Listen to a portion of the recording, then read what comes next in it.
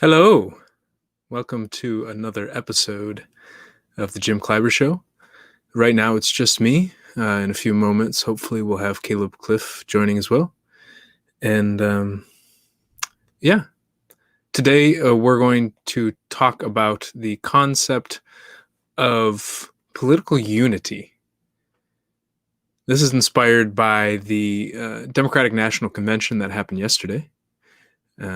It happened in a very different way than it normally does. Typically, these are very raucous in-person events with many people from all across the country shouting and making deals and getting up on stage and presenting and speaking and basically rallying the party together.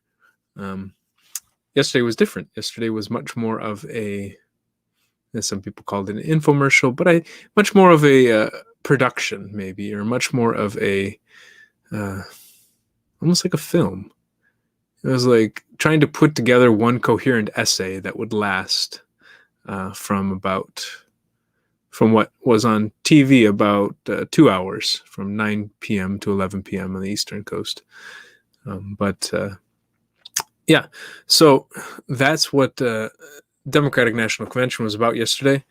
It was where the Democratic Party came together, along with actually a few Republicans, in a joint endorsement of Joe Biden and Kamala Harris as the president and vice president, respectively. And there were a lot of opinions about what happened. Of course, if you go onto the internet, if you go onto Twitter, if you go onto CNN, you go onto different news channels, a lot of people are going to give you their perspective on what happened. And of course, I had my own perspective, and I'm sure Caleb did as well, and I'm sure many of you did as well. There's, for better or for worse, or for both, I've paid a lot more attention to politics over the last 4 years, ever since Trump got elected.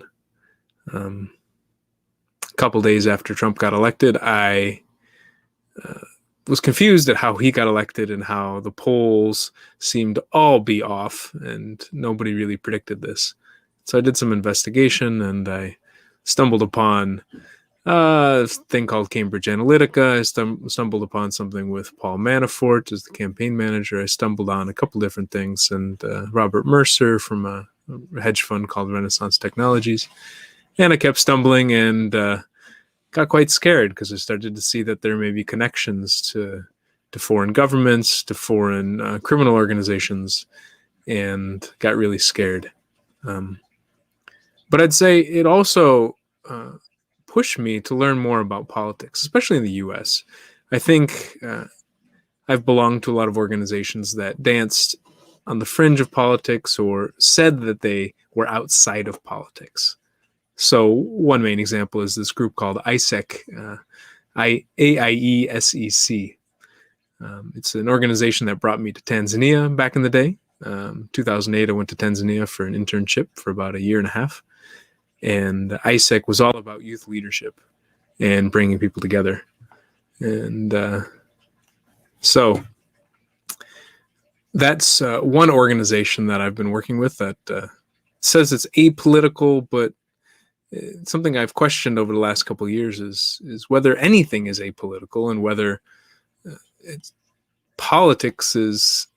It seems like politics has two perspectives. It has two main perspectives. One is that politics is about the organization of society, and then the other is that politics is about the nasty games that people play in the process of organizing society. So highlighting either the organization aspect or the nastiness of it. And at that point, I noticed that Caleb has joined, so maybe I can invite him in and then we could talk about that. So, Caleb, just to give you a little heads up, we started off talking about political unity and how I've kind of delved into politics a little more over the last couple of years, and was just talking about how there seem to be at least two strong definitions of politics. Some people see politics as everything is politics, where it's about how do we organize as humanity and work together or work against each other and coordinate, and what governance systems and things do we have. And then other people thinking that politics is the nastiness that comes with stabbing people in the back and cheating people and fake speeches and that the petty, almost a pettiness, if that makes sense. So, well, once upon a time, and honestly, I don't really remember the definition, but I being a lover of etymology, I took a kind of a historical look on where politics came from, and I think it was Greek. And in essence, it was something about of or related to the people at its most basic. But so I know at its heart, like at its birth, if you will, it seemed something natural of democracy, something that the people were trying to collectively have input towards, so that as many needs could be met from the same body for the collective good of the people. So that's my basis for politics. Growing up, I was not a very political person.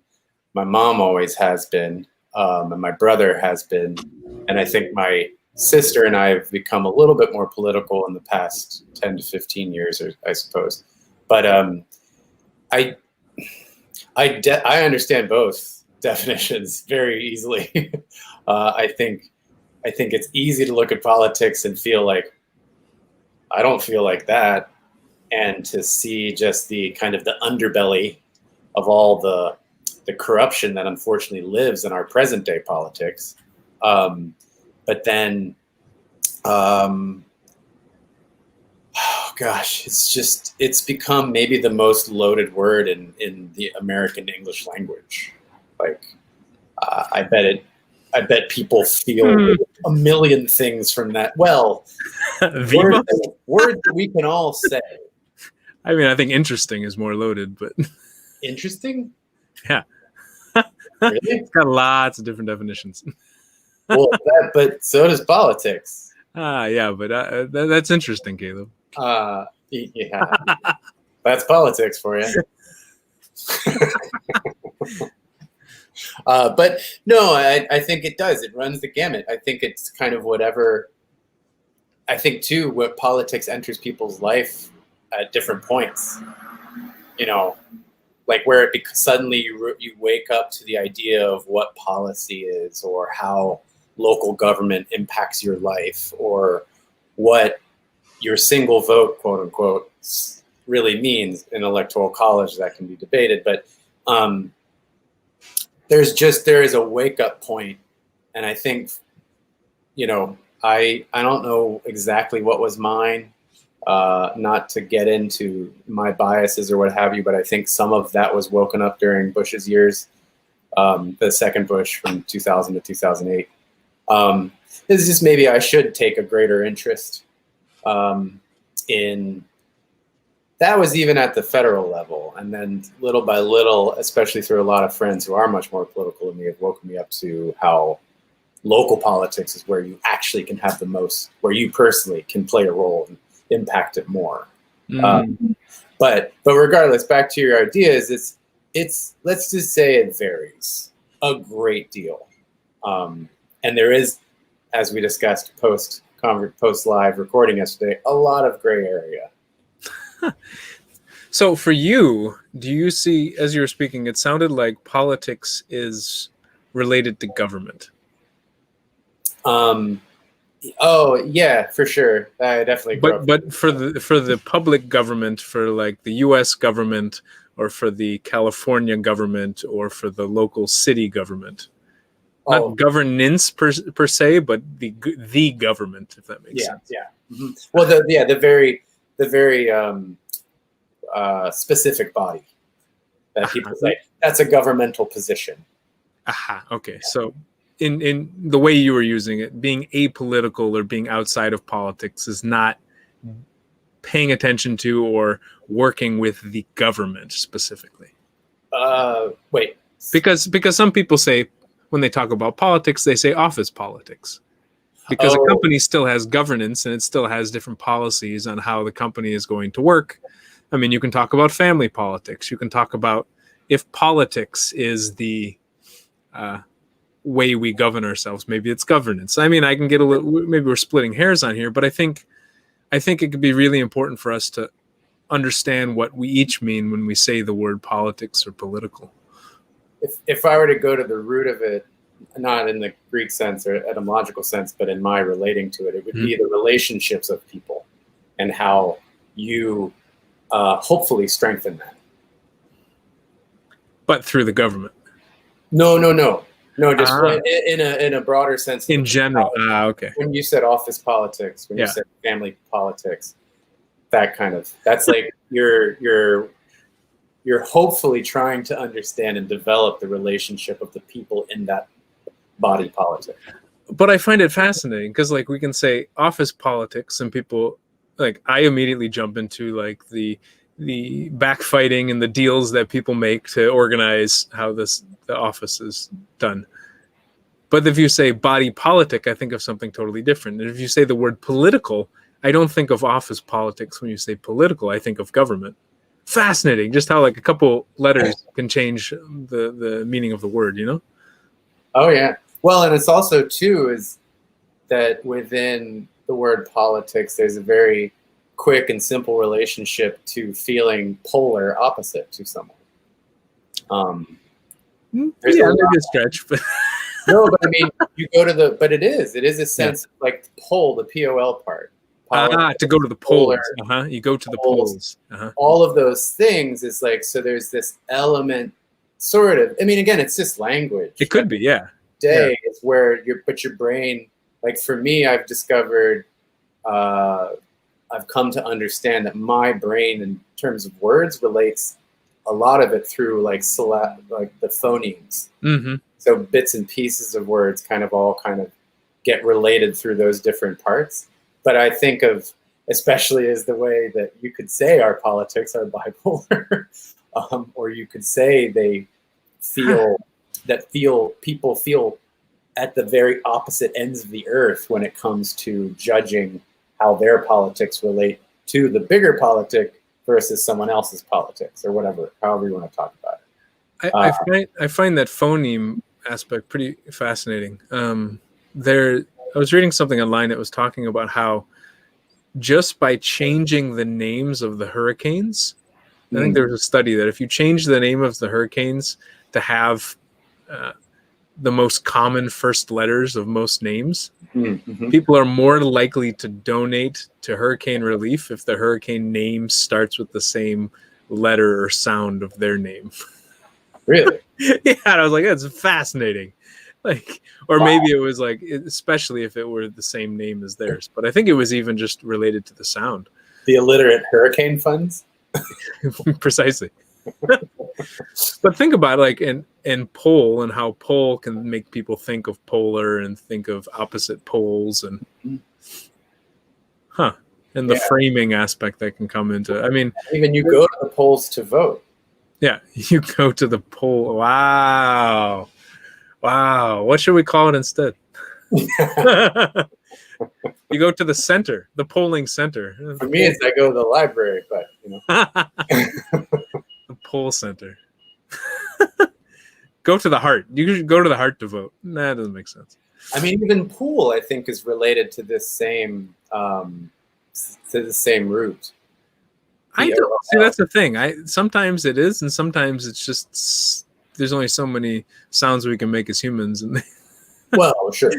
But then you know, and then you have what we have somewhere between 5,500 and 6,000 active languages on the earth, right? And that kind of makes you think like, oh, well, there's still plenty available that you don't get to explore in your language. Like, I don't speak a lot of other languages, and I know you speak more languages than me, but you would say the same thing. There are things that happen in, say, something like Swahili that just doesn't ever happen in English. And the same is true for Sanskrit. Like in Sanskrit, you have aspirations play a much bigger role than they do in English. Or like in French, the same is true, like a different type of aspiration, but it plays another role. But anyway, not to get into the acoustical mechanics of language, but it is super interesting from being a more sonic, like musical person. Like that's how I kind of connect a lot of the world to myself is through, the through the phenomenal space, if I can. Oh.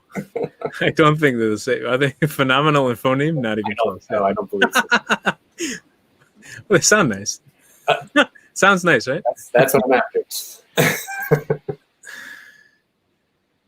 But jump back into your original point though. You came on in this with I think getting at a little something different. So this sense of politics feeling like one thing versus this chaos and this kind of ugliness that feels to exist permanently within the politics. I think it really hit me last night watching the Democratic National Convention. So I was talking about that one before you got on the call.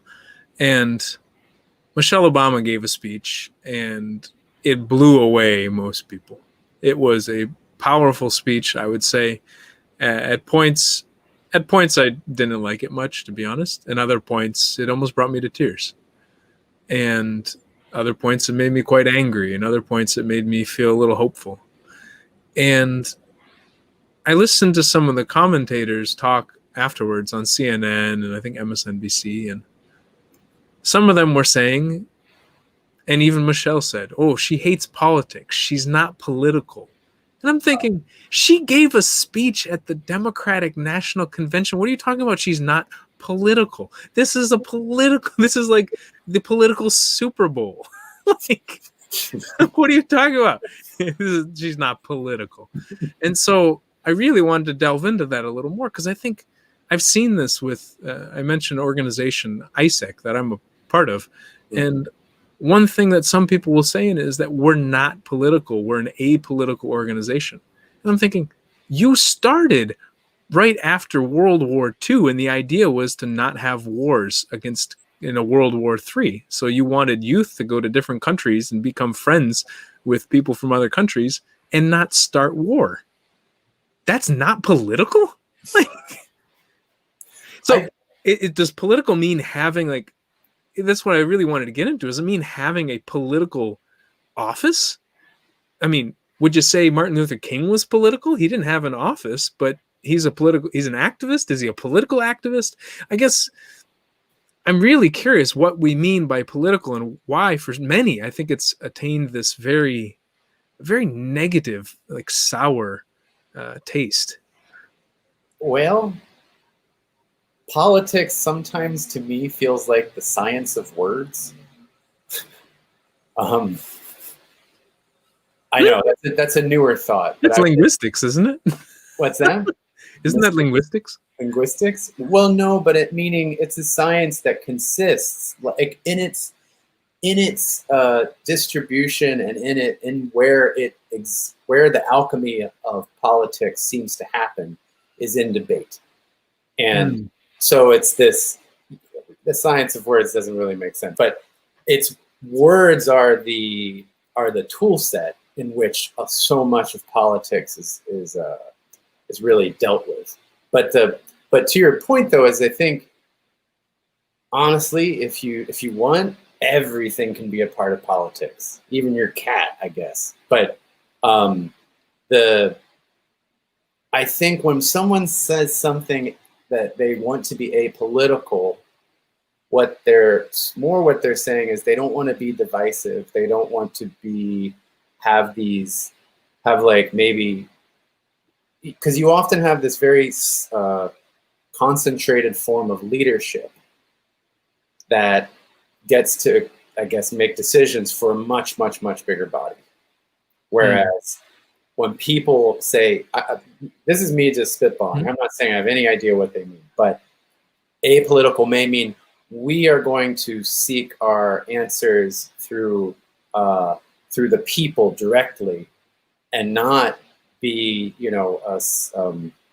a single person as a leader or even like parliamentary politics or the various types of politics and political small bodies that exist in order to govern a much larger group of people. Their idea is we will have other things informing of how we make decisions that are not typically considered political.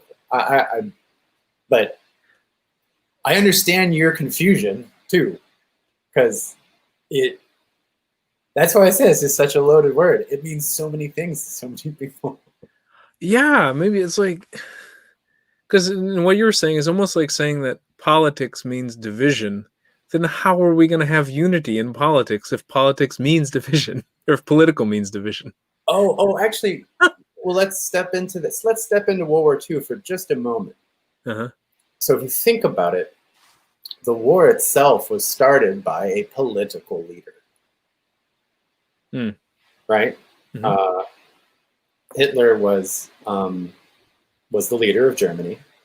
That was only possible through political choice, political behavior, and then it would be the government of all the other countries making the choice of whether or not they want to enter the war.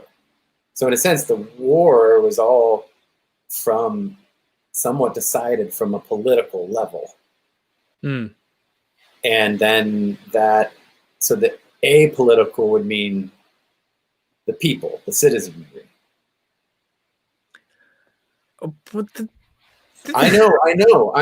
But remember, when your heart tells your mind something, as opposed to vice versa, then you might use language to say what you feel is happening in your body and your heart. It might not conventionally or logically quite have the same feel or meaning. Fascinating. So, like, when I wanted to talk about political unity, I was talking more about unity across the political parties, like Republicans, Democrats, and the other parties, and frankly, people who exist and affiliate and subscribe to different parties, finding unity amongst each other. Yeah. But for you, the way that you phrased it made me think maybe it's about people uniting with government. And for so many people, it feels like we're on different teams. Just my whole body was like, what? I'm like, I don't want to unite with my government, but to your right? Yeah, I have a very the government is of the people, by the people, and for the people. How are we like? At least I had such an immediate bodily response to that. I was like, no way. Yeah. Yeah. But just imagine, like, the divide is so stark in some of our minds. It's not even a possibility. Like, of course, they are the other people. The government those are the other people. We're not the government. We're the government. They're elected representatives.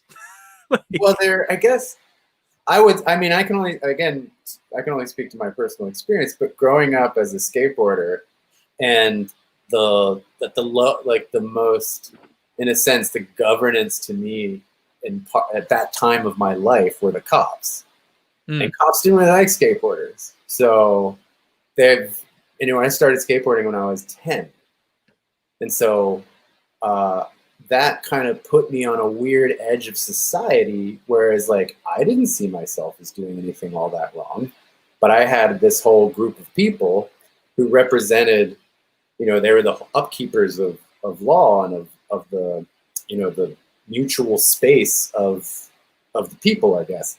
And they were like, you guys are bad and wrong and defacing public property and whatever else we were doing, which sure, some of that was true, but it wasn't like we were doing it to hurt anybody or to intentionally break a law.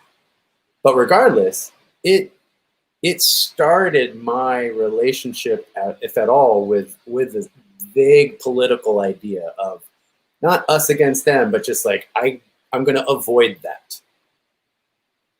And so as I got older and got a little more politically aware, it was hard to break that association. That they were this almost third party authority figure outside of the family that was telling you what you can and can't do. Right. Like saying my family told me I couldn't skateboard. And saying you're a bad person for doing it. Right. That you have bad intentions, yeah. I watched a friend get arrested when I was 16, 17. Because he just talked back to the cop. Cop didn't like it. Just cuffed him right there and took him away. Aha. So not only an authority, but an authority who has the right to arrest you, whereas a family parent doesn't. A guardian doesn't have the right to arrest you and put you in handcuffs and stuff. So it's... Or your friends don't normally do that either. Yeah. Well, it's just lots of very strict authorities. Very strict authority that is impersonal. You don't know the people. Yeah. Did you So know that? Oh gosh, no. Yeah. But yeah, there's a punitive component to the cops that didn't exist anywhere else in my life. Aha. So the literal bad cop. That's how we felt, yeah. I mean, not that they were bad, but the perception of, the To be fair, just to give the other side of that the story, stick versus the carrot. Yeah. yeah, my friend was being a bit provocative. He was definitely. I'm not saying he was asking to get arrested, but by no means was he making it easy for that cop to walk away. I mean, yeah, how much interaction do we have with government? How much relationship do we have with the individuals who work in government? With the human beings that work in government? Not at a tangible level, it's not much. Yeah, you get to a good point. Most politics for most people is highly abstract. Well, it's so distant from our lives. I mean, I'm very curious about the government and have been over the last couple of years. Man, I even studied international studies in school, so I was curious about geopolitics and political science and stuff like this. I don't know many people who are in government office. I don't know many people who work for the government. The people I do know who work for the government are probably military or military vets. And even that group is kind of small in my circle. Most of the people I know work for a lot of companies. I don't know a lot of people who work for city council or who work for even the Parks and Recreation department of the city, or who work in Congress or things like. I don't. Yeah, I have one friend who I keep in little touch with up in upstate New York. He is a part of his local council at some level. But I'm trying to think of anyone else I know who's been in political office or is currently, and I don't know if I know of anybody. And then, like, what's our interaction with government? My interaction, and I'm sure for many people, is basically paying taxes. It's, I mean, my direct indirectly, I'm interacting with government all the time, with my passport, with roads, with electricity, with gosh, everything. Like, so many things. Government touches on everything, right? Almost everything in our lives. But directly interacting with the people once a year for taxes, or But even then, that's still direct. It's still removed. Some horrible homework assignment that I have to submit and hope I didn't screw it up. Well, what's funny is you said you studied what did you say? International studies or studies? Yeah. So the third college that I went to where I finished school, my essay to get into there was who is running the country, big business or the government. That was, and I had a feeling this would have been 98. And my feeling back then was business was encroaching way too much on politics. And I think it had been for years at that point. But for me, being a newcomer to politics, that was one of the first things I felt like I kind of noticed and felt like I needed to question it. And it indeed did help me get into that small liberal arts school. But I have like 5 moments in my life that probably could speak to something very directly about politics, but that was one of them. 2005, I switched out of electrical engineering to take classes across the spectrum, like anthropology, speech communication, intercultural communication, and I took a class in political science. And what we talked about was whether the nation state is losing power to multinational corporations, which are now global corporations. And we talked about other entities that were starting to gain more power vis-a-vis the nation states. And so in that sense, I mean, we're still involved with politics. You know what I mean? Like, Oh yeah. Facebook has a very large political presence. Amazon, even the small businesses have a political cachet. And Well, and people would argue now that Facebook is inherent to a conversation about politics, at least in the U.S. But for sure, what was it? Indonesia, where they created a huge hate campaign amongst a smaller, particular part of the population there. Myanmar, I think, with Rohingya. Okay, you're right. Yeah. Sorry, it was Myanmar. Right. Yeah.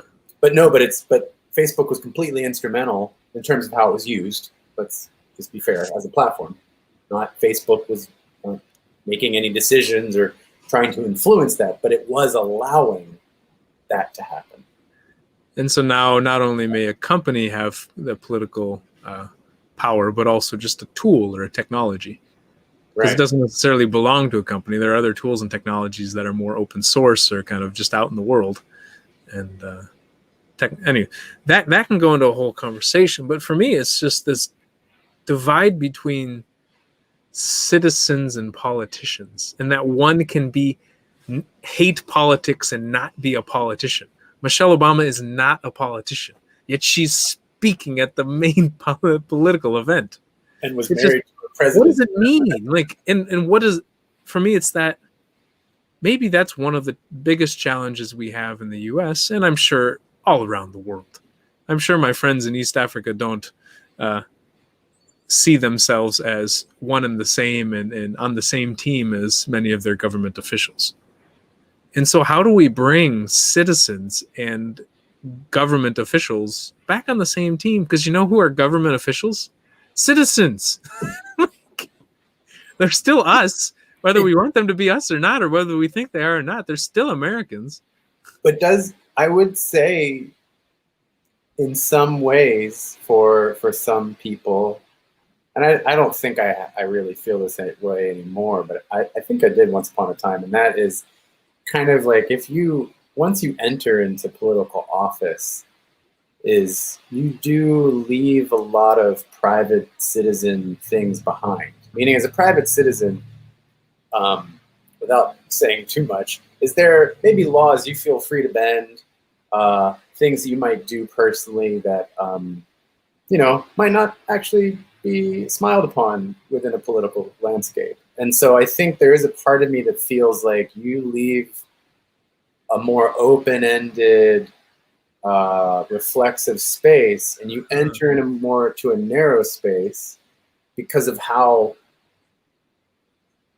politics come across to me, at least, and also because they're politicians. You are hoping that they abide by all the laws, and the laws are what they are.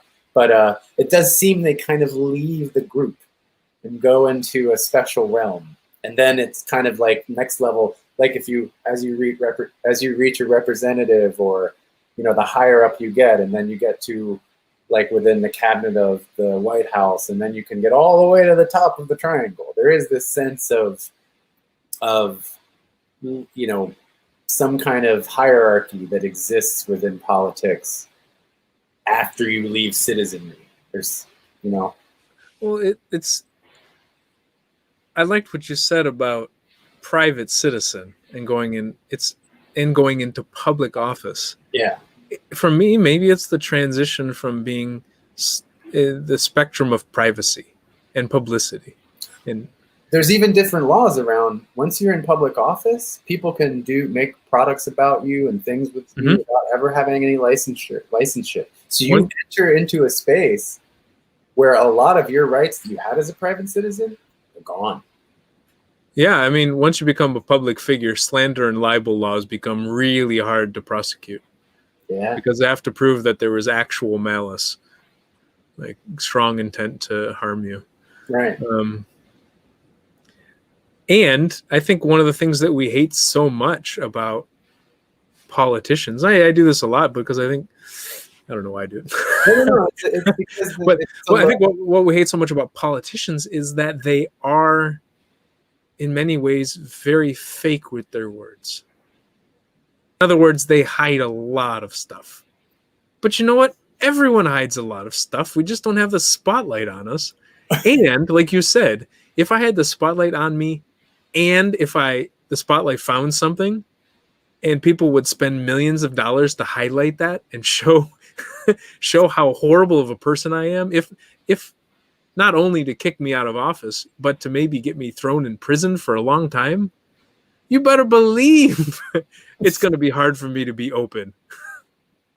Well, that's what I mean is, wow. I guess what and you could argue that a lot of politicians don't fully take serious the oath of becoming a public figure, because you still have very big people go commit serious crimes as politicians. And anyway, it's a super tricky, not even landscape, and definitely not evenly recognized landscape from both sides. I think some people go into politics because they think that's the best place to go be illegal. I'm not saying this is all politicians. Well, it depends on the government and the time and stuff like this. But for sure, there are people who are like, this is an opportunity for me to commit crimes with impunity. Right. So I think there is definitely, I think it makes sense that people feel a distance between being a private citizen and a public servant. Well, we also feel a distance from public figures in general. True. How many of us relate to the celebrities of the world? Oh, yeah. And you think about being like a cop. And being a cop, you don't have the name brand recognition, so it's like people don't know you individually, but you're still a celebrity in a way. You're still a well-known entity. You're a symbol. You're a symbol. People see you and they're like, oh, you belong to this group. Right. And this group is public, and whatever this group does, like now they have body cameras. So whatever they do during their hours is recorded and public information. It's like. Right. Well, it's supposed to be. Supposed to be, but yeah, and also sometimes they try to hide it and turn off the cameras and stuff like this. I guess I just try to imagine myself in such a role where I had to go around and have a camera on me all the time. This is hard enough for me to have a conversation for a few minutes per day when I'm paying attention to what's going on. Well, wow. That idea is just, I cannot imagine. Well, how much too, do you normalize it? Are you constantly sort of there's this one piece of you that's just mildly anxious because you're aware that the majority of your actions, at least while on duty, are being recorded? What happens to the psychology of a person in such a context or constant circumstance that's outside of their control for the most part? So in a way, I've thought about that from the body camera perspective of, okay, we don't trust the police office. Many citizens don't trust the police officers for how they will interact with others. Okay, we don't want them to commit violence against black people or other people, so we're going to put body cameras on them so they don't commit violence. I think it would help to reduce the number of violent attacks that happen, yes, in the short term, but it also destroys trust. Yeah. You don't build trust by surveilling somebody. No.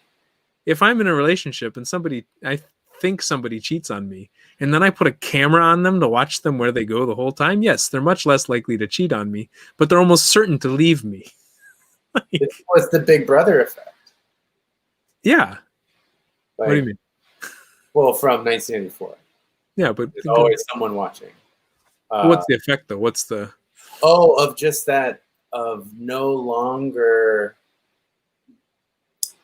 privacy is gone. Your world is now everyone else's world. You've given up. Some part of you doesn't get to exist anymore because that part might not, go well with being a cop, or whatever it is. If there was some, or you could even take it to the private citizen level again, where it's for a long time, you goofed off at the corner shop that you work on, and then all of a sudden your boss decided to get a camera. Yes. Not because you, but because there was too much theft happening in the store or something. But that changes your behavior. All You're of a like, sudden, you're facing forward the whole time. You're not looking at your phone.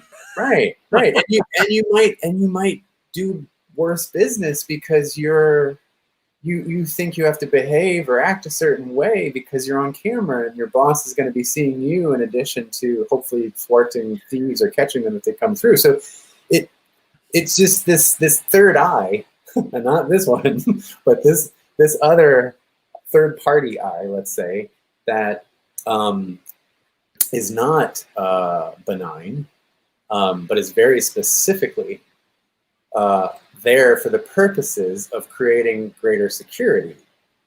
And that comes with a whole host of difficult things to consider. I don't know. I mean, we could talk about this for a long time. It's for me that aspect of security is I'm trying to prevent something bad from happening, or more at a deeper level, I'm trying to prevent some people from feeling hurt or sad, Or or just people from losing things or things like this. Yeah. I'm trying to prevent this thing from happening where this person's going to feel bad. Yeah, I would say extra responsibility. Meaning they're trying to prevent loss of product because that's a loss of money. They invested money in this product, it gets stolen. They invested money in this window that leads into the shop that got broken. That's just loss, and therefore it's extra responsibility that they didn't have before. I lost this, and therefore I have to do more to replace it, more maintenance, and so therefore I'm going to lose more money to fix it. Exactly. So kind of this like, oh no, I haven't. Then I'm gonna lose time, and I'm gonna this cascading event of loss. Right. Well, and it would be bad. Let's say if your corner store got broken into every other week, you wouldn't be able to hold on to employees because they'd be like, "Yeah, this isn't for me." So, but this is for me. This is the element of but to have trust, bad things are going to happen. Well, trust between who and who? Whoa. Between this distant owner and all the public that come in and shop at his store. Why is he trying to develop trust? I mean, in this kind of distant sense. Well, I don't know. Well, I remember reading a paper from a guy who I believe he was a World Bank economist or something. And he said you could almost completely explain the difference between the economies of the US and Somalia based on how much people trust each other in society. And this isn't imagine living in a society where people didn't trust each other at all. If I went to buy a bottle of water from you, the water is locked in a cooler. You have to come get the lock, get the key to open up the lock. And it's doesn't have glass because you might think I'm going to break the glass. And then you open up the cooler, take out the bottle of water, and I'm going to have to hand you cash at the exact same time that you hand me water. Because I don't trust that if I hand you the cash, you're not going to give me the water. And so it just adds so much friction to human interaction. Well, but the thing is, sometimes people are going to get screwed over. Sometimes I'm going to hand the cash. Like today, I went to buy the microphone. The guy could have screwed me. And I've been screwed before. I bought tickets that were counterfeit sometimes. I had like $100 one time buying tickets for a Ringo Starr thing. I felt like an idiot. But does that mean I'm going to avoid doing this all the time? And I can really miss out on a huge aspect of life. I just scored a great microphone. Yeah. And the guy was nice and a really cool kid. I don't think there's a real good science that would help you understand to know when to trust and when not to trust. But I will say that in terms of when back at that sort of person, potential customer or potential thief or whatever, potential somebody entering the store and doing some kind of behavior. But I will say at the onset of our society is you do have a fundamental conflict. So you have a statement built into our politics, into our laws, that all people are created equal. But then you have complete and total disenfranchisement of people, depending on where they're from, their ethnicity, their if they're an immigrant, if they're a certain color. All these things change the game completely. So right from the get-go, there's no trust. It's not even there in the beginning. So how does your citizenry, based on personal experience, really have a trust when there never was any actually in the first place? There's a piece of paper that kind of mildly suggested that you're included too. And that's total BS because of when the Constitution was written. That was written for white men, for other white men. Women didn't have a vote. Black people weren't even considered a full person. Like, it's so incredibly off. It's of its time, but that doesn't mean it was a great template for now. I try to look at my life as I've gotten older, and I think when I was a little kid, I trusted everyone, man. Hello, how are you? Hey, can we play? Oh, you give me some food. Oh, that's great. I mean, we teach our kids not to trust. Don't take candy from a stranger. Don't talk to the stranger. What do they say? Stranger danger or something? Avoid other people you don't know. What? For me, so I can see, yeah, like the fabric of maybe, the fabric of certain laws that we've put in place, contradicting with the ideals that we've put forth, right? But does that mean we should not try to build trust? Not try to rebuild or build it from the first place? I argue rebuild because I think most of us are born trusting, and then we get screwed over in life, and then our parents tell us we get screwed over in life, and so we learn not to trust because we get hurt and we don't like to feel hurt. The problem is if we don't feel hurt, we also don't feel joy. We also don't feel togetherness and love, and I don't know. I think I get frustrated that so much of life seems to be about distrusting people so we can avoid pain. Where I want to rebuild trust. I want to deepen trust. Man, what if that were a goal of government? Is how do we deepen trust between citizens and government officials? Amongst the citizens itself, across nations. How can we build trust and rebuild and deepen trust with other nations, with other human beings? Because if we're all created equal, we're all created equal, whether we're born in China or the US or in Africa or in Europe or Antarctica or even in Mars in the future.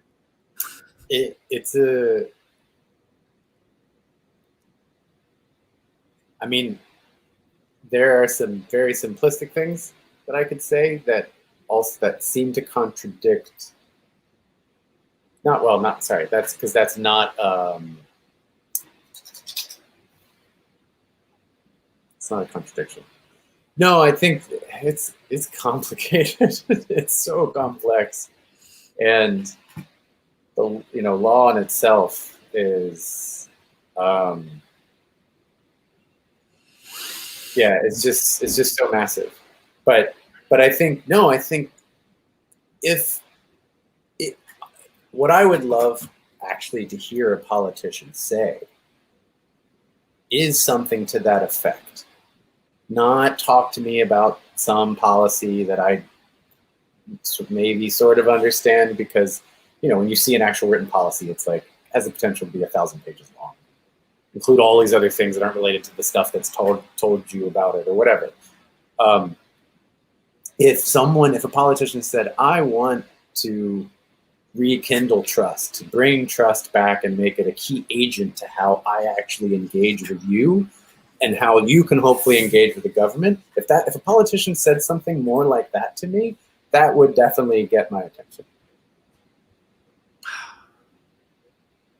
Any politicians listening? By politicians, we mean government officials or elected officials, right? Or heck, even anybody, because we're all involved. Like, I believe we're all involved in some way in political discourse on how we should organize society. So I think even us just talking about this right now, it makes me feel a little more relieved and a little happier, because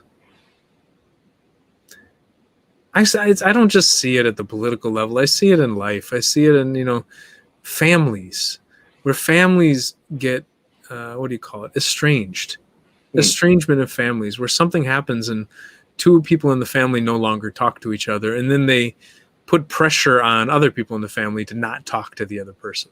Whose team are you on? Are you on my side or their side? What? Wait, what?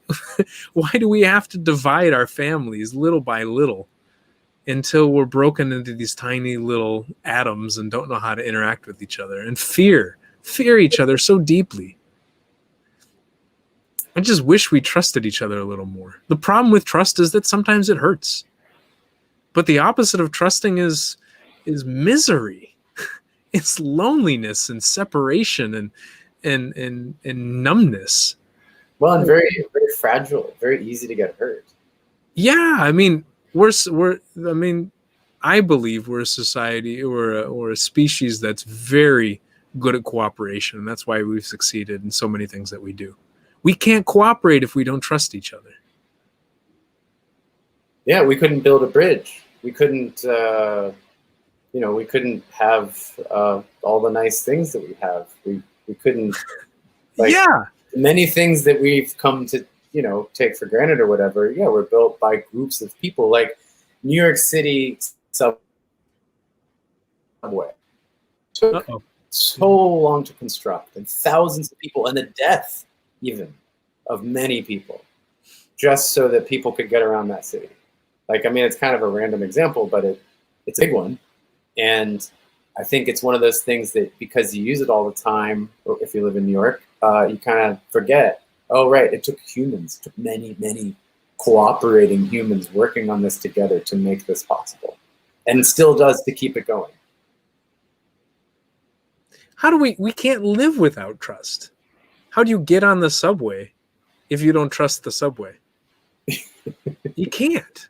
I would say it another way too, is you can't live without taking risks. Yeah.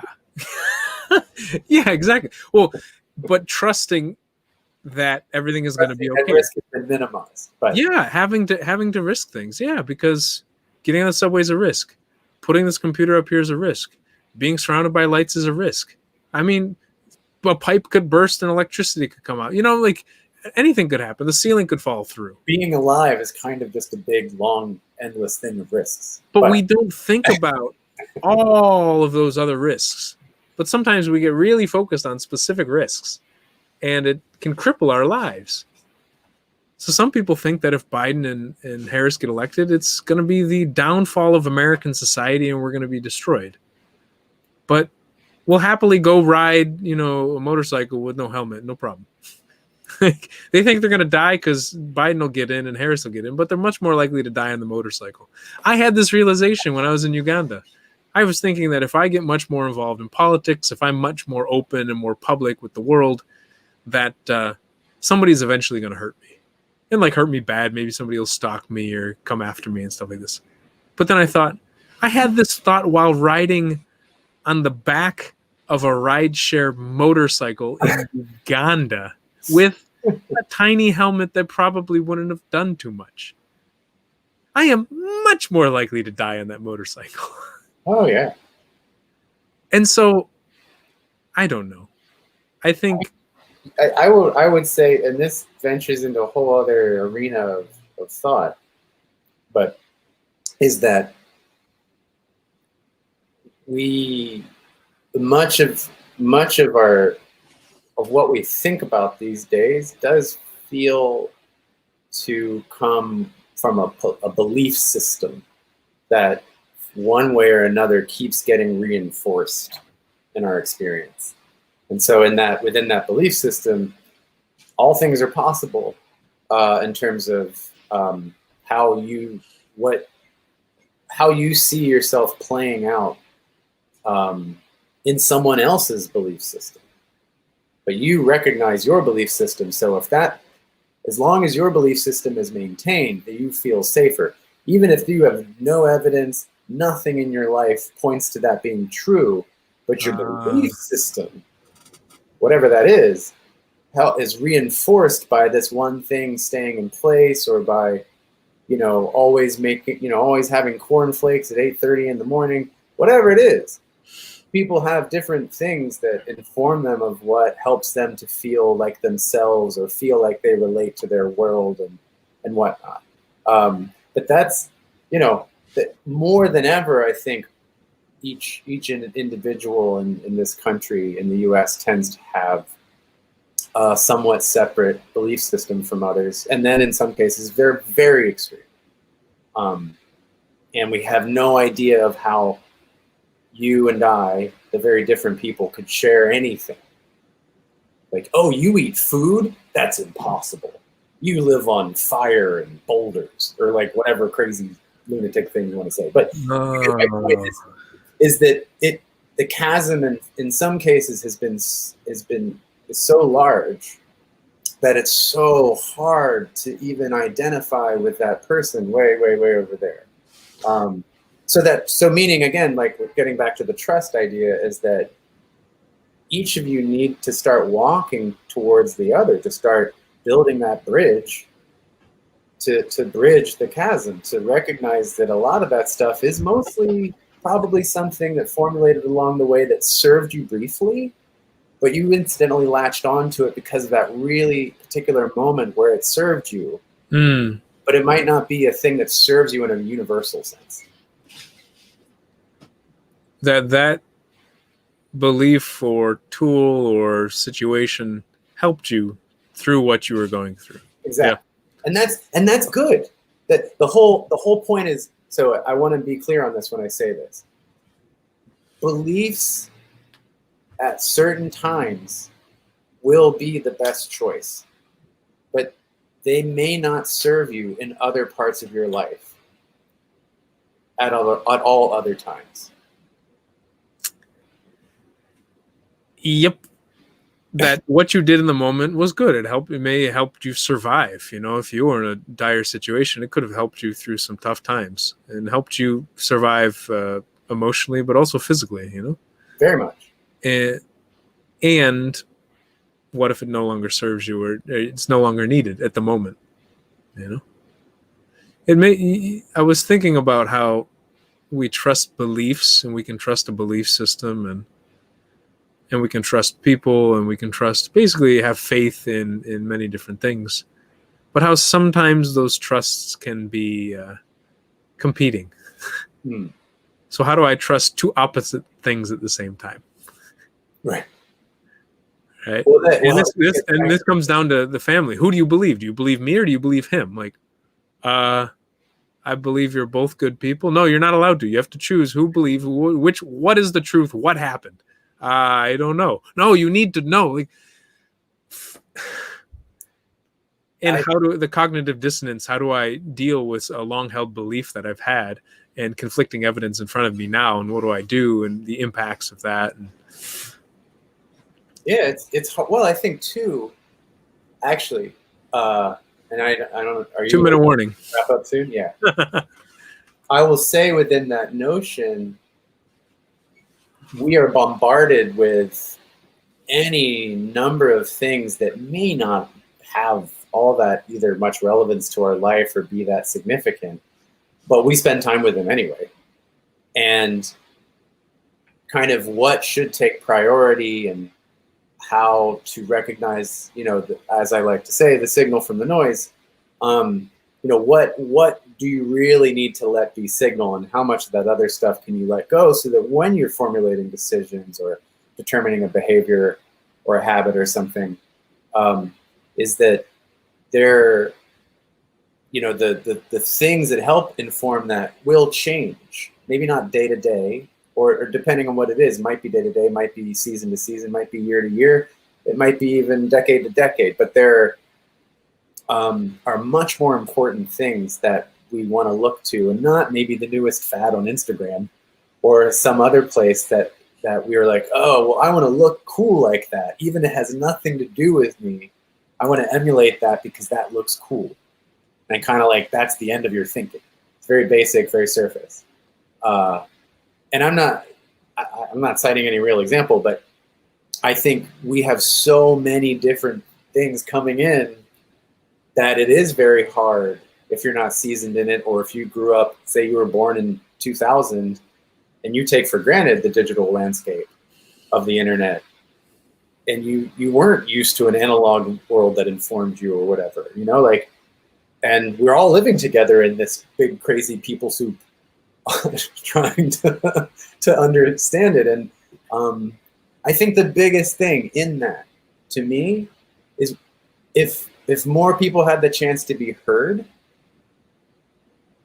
and just to free themselves of the things that they've been thinking about and trying to connect, and then someone else connected with them as if those things were valid, then and then a bigger discussion was to happen, and that person would feel validated just for being heard, and then like, oh, maybe I don't need all those things anymore because I don't know if I believe them in anymore. When people say, I think we can go a few more minutes. I don't think there's no network to kick us off. Right. There's no next show. There's no Cheers or whatever coming on after us. Double feature.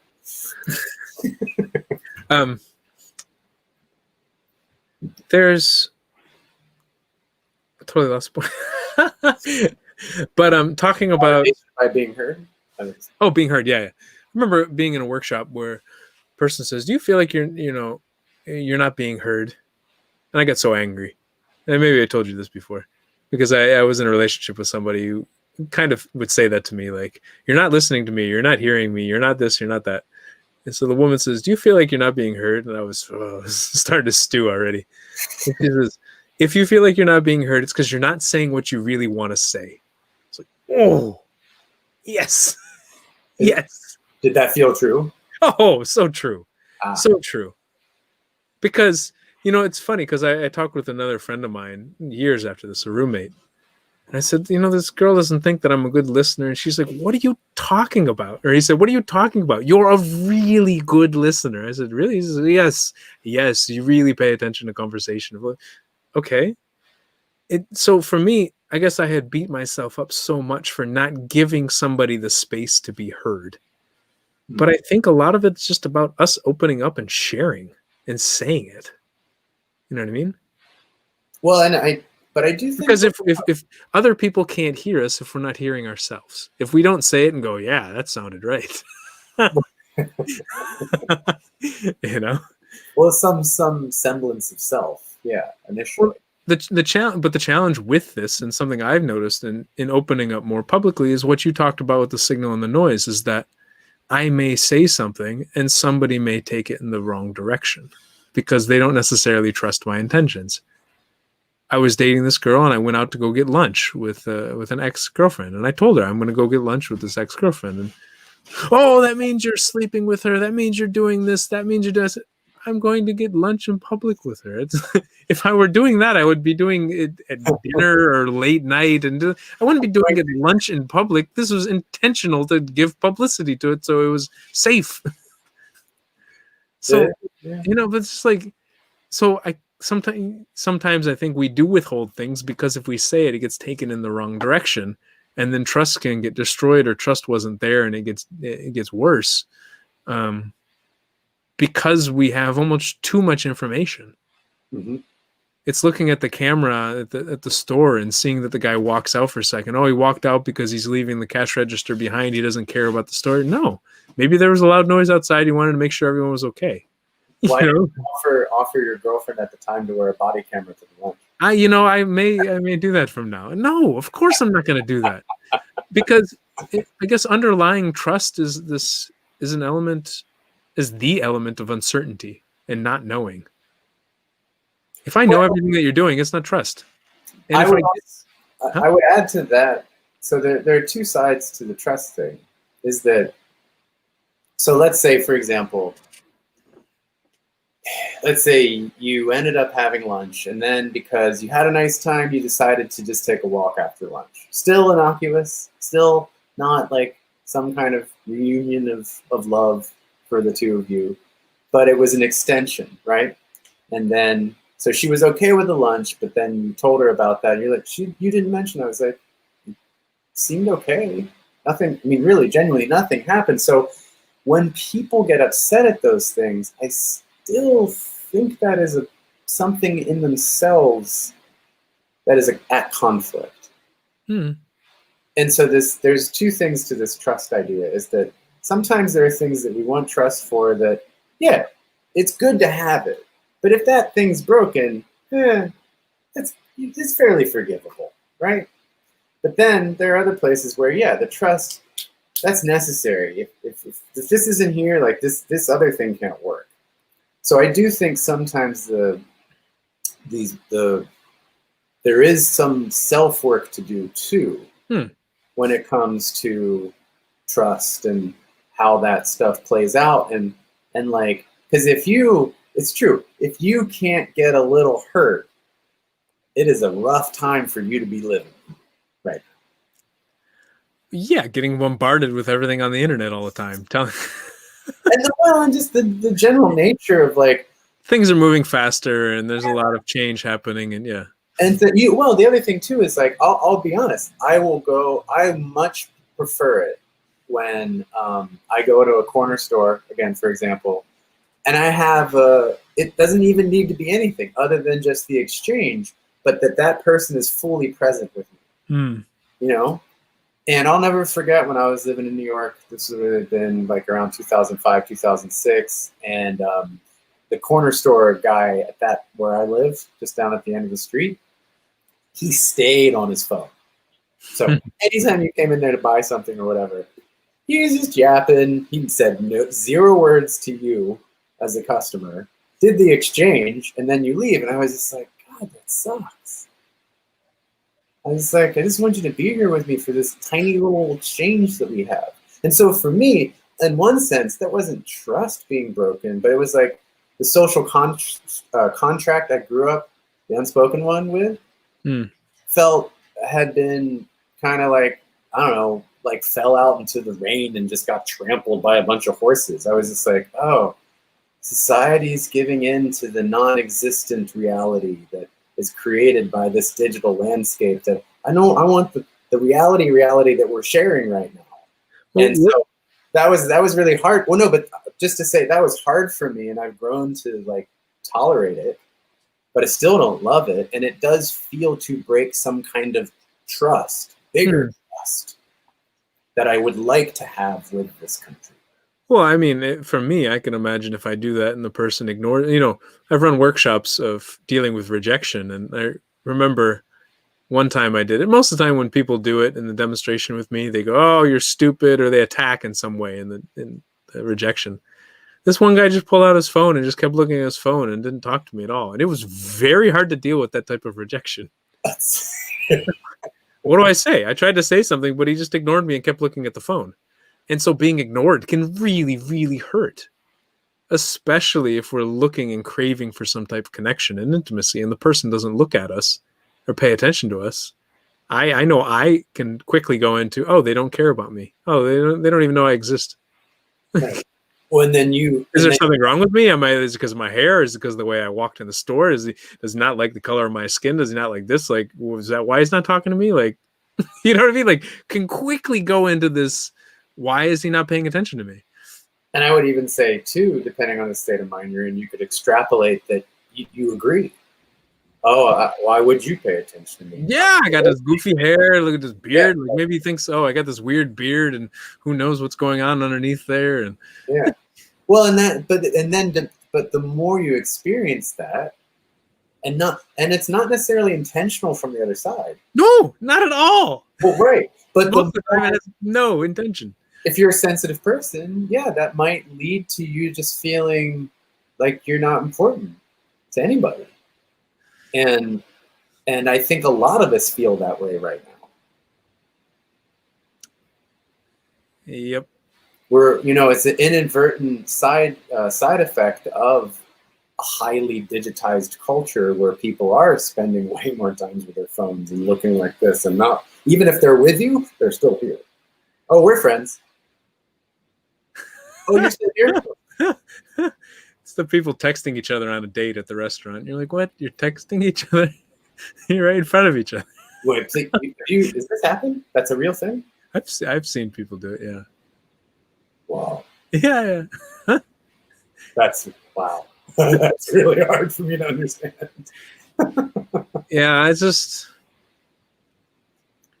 So when we talk about political unity, I think a lot of times we put the blame on political figures to fix it for us. There's no we don't trust the government, and it's their fault we don't trust them. Maybe it's something that we can work on. How do we trust more people? How do we rebuild and repair our connections to other people? I have the people who have burned us in the past, and how do we maintain that connection with people so that when we get rejected or ignored or they put a policy in place that we think is designed to hurt us, how do we reconcile and move forward so that we can trust them again, whether they trust us or not, that we can trust and move on with our lives. You know what I'm saying? I mean,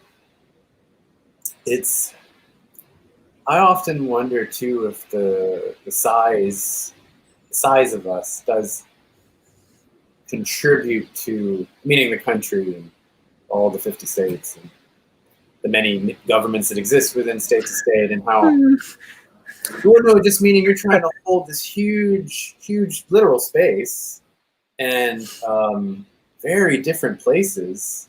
At the federal level, we're trying to hold all that together. So that's already. I think, yeah.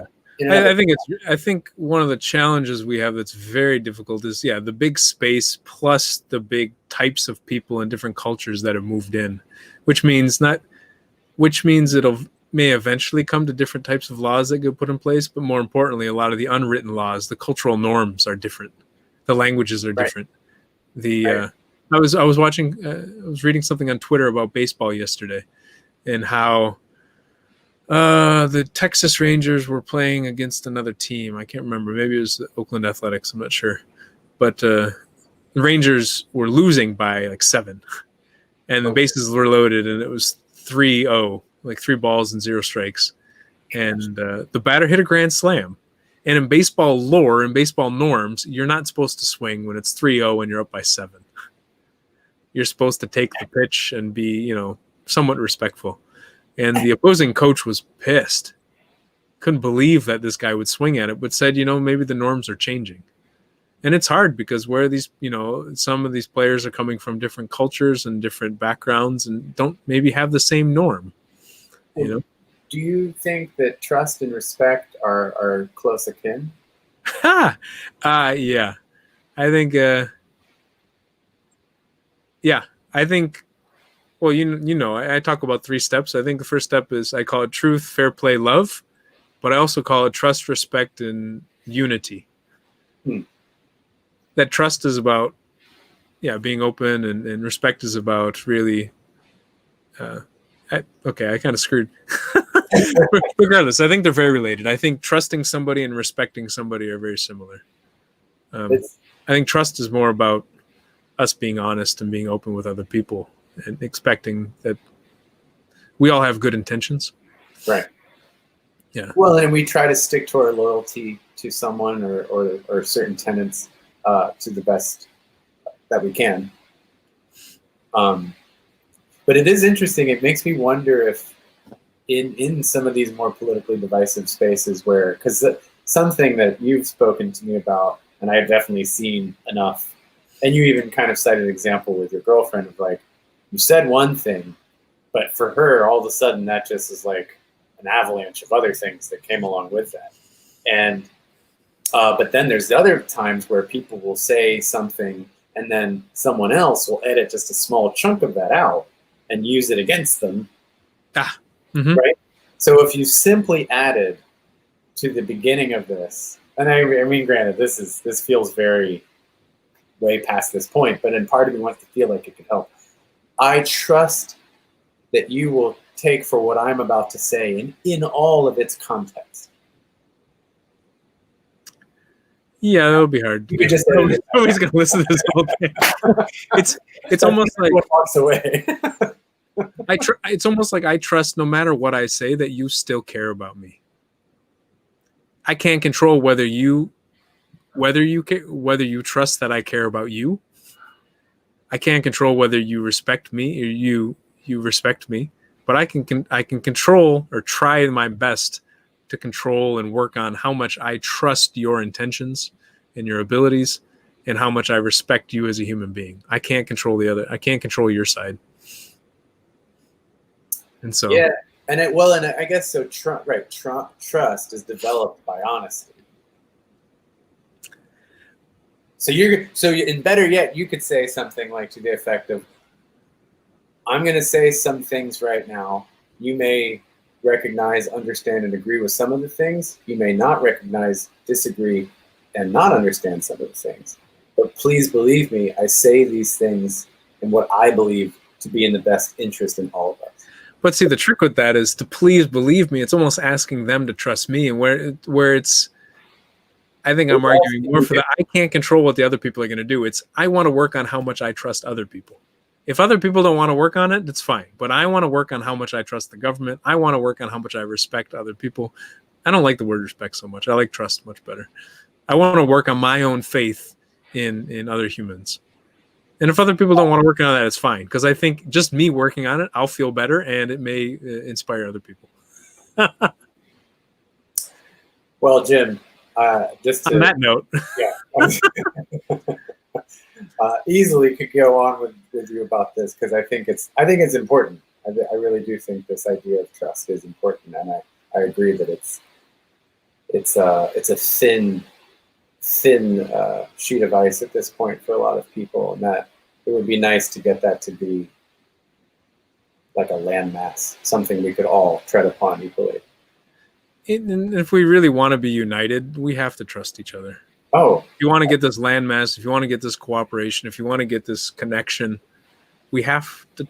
It needs trust.